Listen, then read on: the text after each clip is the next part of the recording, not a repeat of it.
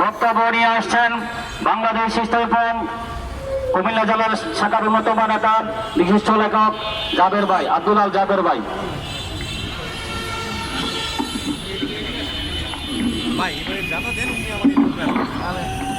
মাননীয় সরকার বাহাদুর, এদেশের লক্ষ লক্ষ সুন্নি জনতার রক্তকরণ হচ্ছে।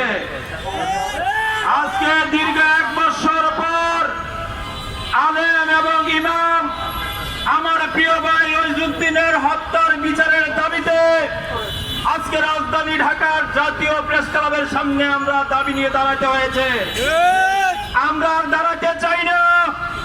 আমরা মাওলানা নুরুল ইসলাম ফারুকী, ওয়াহিদুদ্দিন সহ এই দেশে যত সুন্নি আন্দোলনের নিবেদিত বীর সেনানীরা শহীদ হয়েছে সবার বিচার এবং এই দেশের রাষ্ট্রীয় যে দায়িত্ব, সরকারের যে দায়িত্ব ন্যায় বিচার নিশ্চিত করা, সেই ন্যায় বিচারের প্রত্যাশা আকাঙ্ক্ষা রেখে আমার বক্তব্য এখানে শেষ করলাম।